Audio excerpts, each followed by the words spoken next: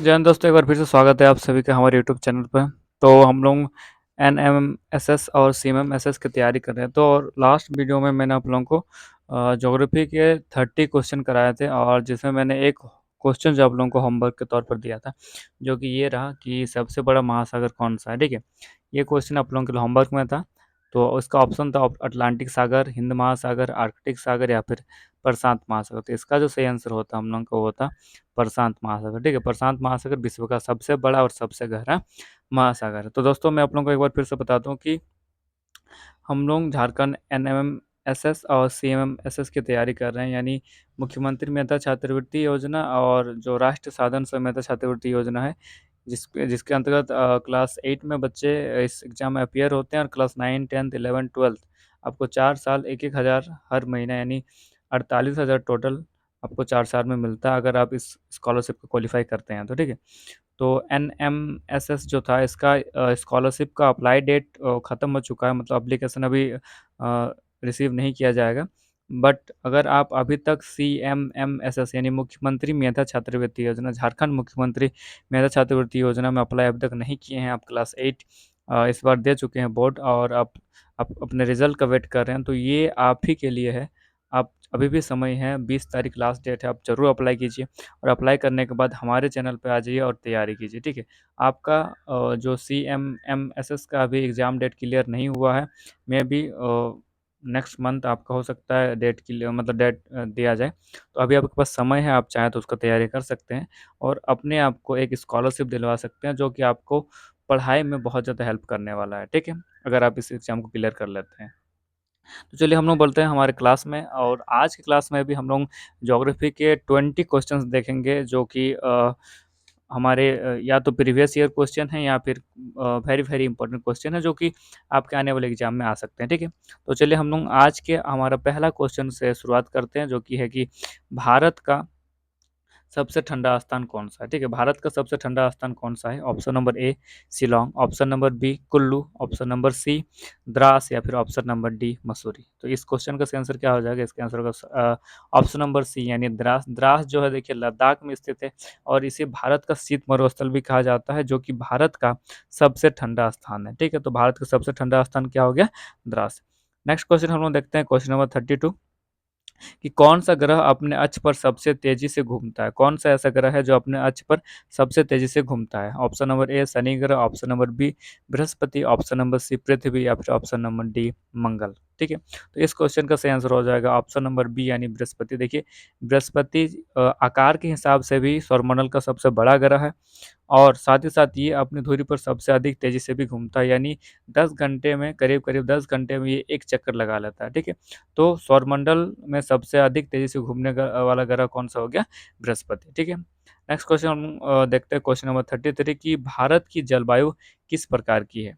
शुष्क जलवायु है, भूमध्य रेखीय जलवायु है, मानसूनी जलवायु है, या फिर ठंडी जलवायु। तो भारत की जलवायु किस प्रकार की है, तो इसका आंसर होगा मानसूनी, यानी ऑप्शन नंबर सी। ठीक है, तो भारत की जलवायु जो है मानसूनी प्रकार की है। ठीक है, नेक्स्ट क्वेश्चन देखते हैं हम लोग, क्वेश्चन नंबर 34, की भारत का सबसे बड़ा बंदरगाह कौन सा। भारत का सबसे बड़ा बंदरगाह, option number A Cochin, option number B Mumbai, option number C Chennai, या फिर ऑप्शन नंबर डी विशाखापत्तनम। ठीक है, भारत का सबसे बड़ा प्राकृतिक बंदरगाह कौन है, सो ये हो जाएगा ऑप्शन नंबर बी, यानी मुंबई सही।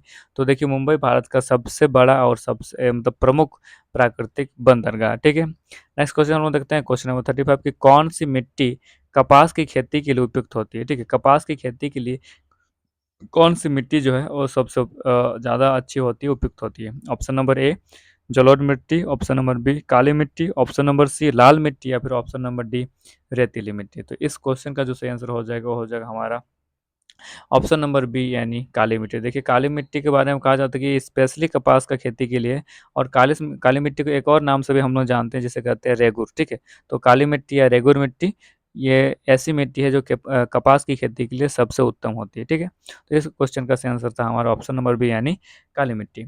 नेक्स्ट क्वेश्चन हम लोग देखते हैं, क्वेश्चन नंबर 36, कि भारत की राजधानी नई दिल्ली किस नदी के किनारे स्थित है। तो भारत की राजधानी जो नई दिल्ली है, ये किस नदी के किनारे स्थित है। ऑप्शन नंबर ए गंगा नदी, ऑप्शन नंबर बी यमुना नदी, ऑप्शन नंबर सी सरस्वती, या फिर ऑप्शन नंबर डी गोमती नदी। तो इस क्वेश्चन का सही आंसर क्या हो जाएगा, ऑप्शन नंबर बी यानी यमुना नदी। तो भारत की जो राजधानी नई दिल्ली ये किस नदी के किनारे स्थित है? यमुना नदी के किनारे स्थित है। ठीक है। नेक्स्ट क्वेश्चन की ओर हम लोग बढ़ते हैं। क्वेश्चन नंबर 37 की विश्व की सबसे ऊंची पर्वत चोटी कौन सी है? विश्व की सबसे ऊंची पर्वत चोटी। Option number A Mount Everest, option number B K two, option number C Dhaulagiri या फिर option number D Nanda Devi. ठीक है। विश्व की सबसे ऊंची पर्वत चोटी, तो इसका आंसर हो जाएगा हमारा ऑप्शन नंबर बी यानी माउंट एवरेस्ट। माउंट एवरेस्ट विश्व की सबसे ऊंची पर्वत चोटी है और ये माउंट एवरेस्ट कहाँ पर है? हिमालय में स्थित है। इसकी ऊंचाई लगभग 8,848.86 मीटर है। ठीक है। याद रखिएगा माउंट एवरेस्ट हिमालय में है और विश्व की सबसे ऊंची पर्वत चोटी है। नेक्स्ट क्वेश्चन हम लोग देखते हैं। क्वेश्चन नंबर 37 कि भारत में कुल कितने भौगोलिक क्षेत्र हैं? ठीक है, मतलब भारत को कितने भौगोलिक क्षेत्रों में बांट सकते हैं या फिर बांटा गया है? ठीक है, तो भारत में कुल कितने भौगोलिक क्षेत्र हैं या फिर भारत को कितने भौगोलिक क्षेत्रों में बांट सकते हैं? Option number A 3, option number B 5, option number C 6 या फिर ऑप्शन नंबर डी 7। ठीक है।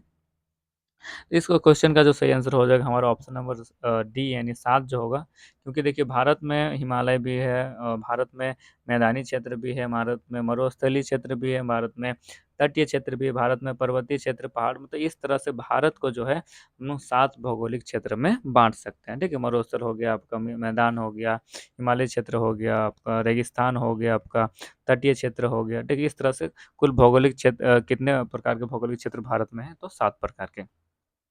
नेक्स्ट क्वेश्चन हम लोग देखते हैं। क्वेश्चन नंबर 39 की कौन सा पर्वत श्रृंखला दक्षिण भारत में स्थित है? मतलब कौन सी ऐसी पर्वत श्रृंखला जो दक्षिण भारत में स्थित है?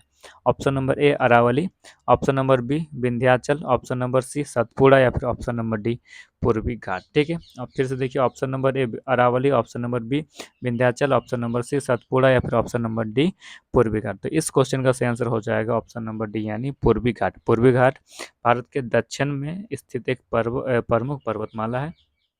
ठीक है, क्वेश्चन का सही आंसर था हमारा ऑप्शन नंबर डी यानी पूर्वी घाट। नेक्स्ट क्वेश्चन की ओर हम लोग बढ़ते हैं। क्वेश्चन नंबर 40 की किस ग्रह के चारों ओर वलय होते हैं यानी रिंग्स होते हैं? ठीक है, और या फिर यूँ कहें कि छल्ले होते हैं।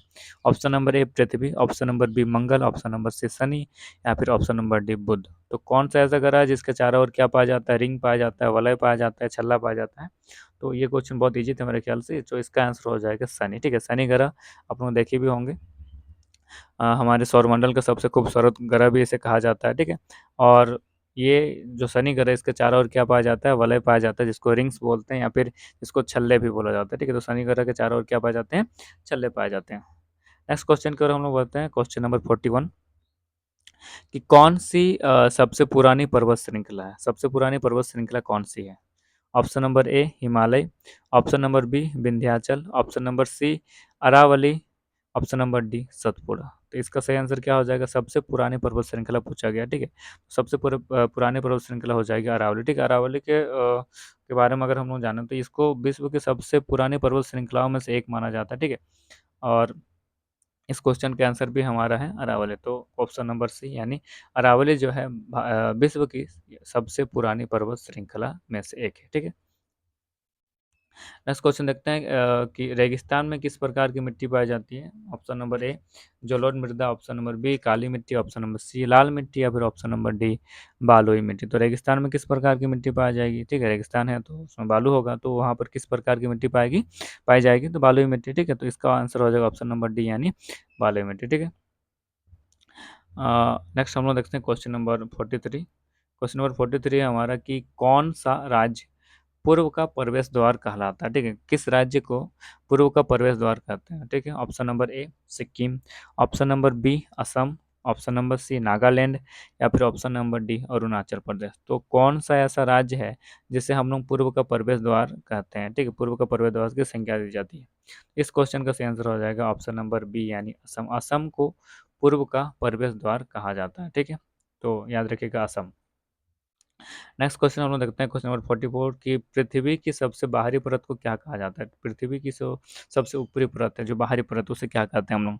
मेंटल कहते हैं, क्रस्ट कहते हैं, कोर कहते हैं या फिर तलछट कहते हैं। तो पृथ्वी की जो सबसे बाहरी परत है उसे क्या कहते हैं? तो इसका आंसर हो जाएगा ऑप्शन नंबर बी यानी क्रस्ट। क्रस्ट जो है पृथ्वी की सबसे ऊपरी परत है और ठोस परत है। ठीक है, तो पृथ्वी की सबसे बाहरी या ऊपरी परत को क्या कहा जाता है? क्रस्ट कहा जाता है।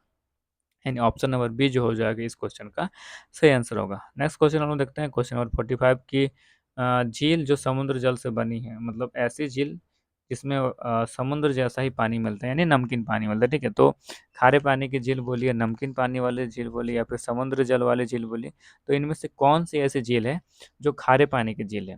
वुलर झील, चिल्का झील, नक्की झील या फिर लोथल झील, ठीक है। फिर से देखिए, वुलर, चिल्का, नक्की या लोथल। तो इस क्वेश्चन का जो सही आंसर हो जाएगा ऑप्शन नंबर बी यानी चिल्का झील। और चिल्का झील कहाँ है? ये ओडिशा में स्थित है और खारे पानी की एक झील है, ठीक है।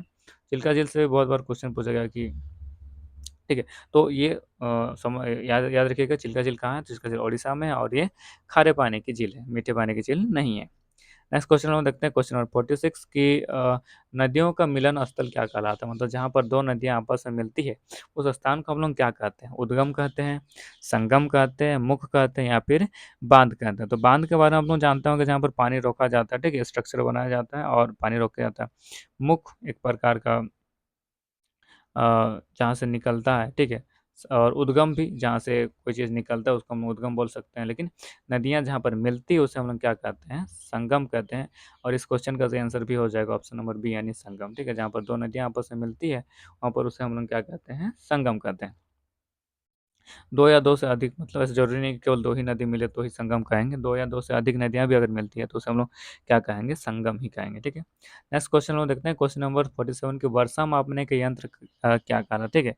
तो कि इस तरह से जो यंत्र है और उससे क्या मापा जाता है, इस तरह का क्वेश्चन आपको रीजनिंग में भी देखने को मिल सकता है और जीके जीएस में भी, मतलब सेट पेपर में भी आप लोग इस तरह का क्वेश्चन हो सकता है और मैथ में भी आपका इस तरह का क्वेश्चन हो सकता है, ठीक है। तो इस तरह का जितना भी है मैं एक वीडियो लेके आऊँगा सेपरेट, जिसमें हम लोग जितने भी यंत्र हैं और उससे क्या मापा जाता है ये सारी चीज़ें हम लोग एक ही में कवर करेंगे, ठीक है। तो वर्षा मापने के यंत्र को हम लोग क्या कहते हैं? Option number A barometer, option number B thermometer, option number C rain gauge या फिर ऑप्शन नंबर डी एनीमीमीटर या एनीमोमीटर इसको कहेंगे हम लोग, ठीक है। एनीमी नहीं, एनीमोमीटर।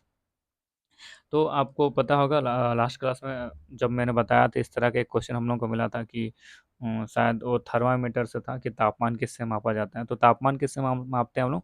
थर्मामीटर से, बैरोमीटर से, वायुदाब नापा जाता है। और इस क्वेश्चन का जो हमारा आंसर होगा ये होगा रेन गेज यानी वर्षा। तो वर्षा मापने का जो यंत्र है उसको हम लोग क्या कहते हैं?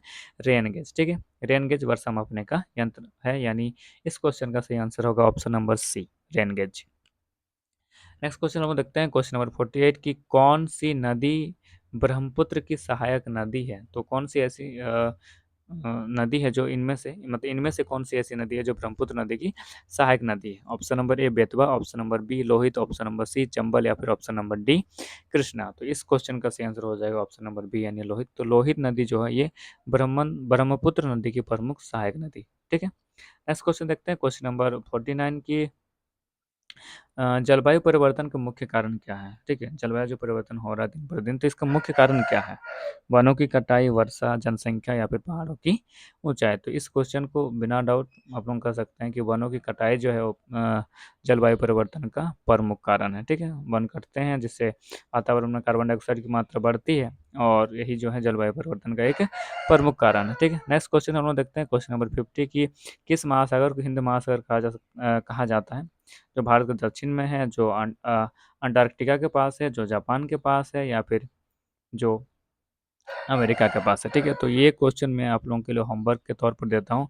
आप कमेंट कीजिएगा कि कौन सा ऐसा महासागर है जिसे हिंद महासागर कहा जाता है, ठीक है। और आज की वीडियो में इतना ही हम लोग तो वीडियो पसंद आया है तो दोस्तों ज़रूर इसको लाइक कीजिए और अपने दोस्तों के साथ शेयर इसे ज़रूर कीजिएगा। और अगर चैनल पर नए हैं तो चैनल को सब्सक्राइब कीजिए। इसमें किसी प्रकार का चार्जेस नहीं है, ठीक है। और ये जो आप लोगों का लाइक है, सब्सक्राइब है, ये हमारा मोटिवेशन है कि मैं आप लोगों के लिए इस तरह का और भी वीडियो लेके आता रहूँ, ठीक है। तो चलिए टिल देन स्टे ट्यून और हम लोग मिलते हैं नेक्स्ट वीडियो में और कुछ इंपॉर्टेंट क्वेश्चन के साथ। तो तब तक के लिए बहुत बहुत धन्यवाद।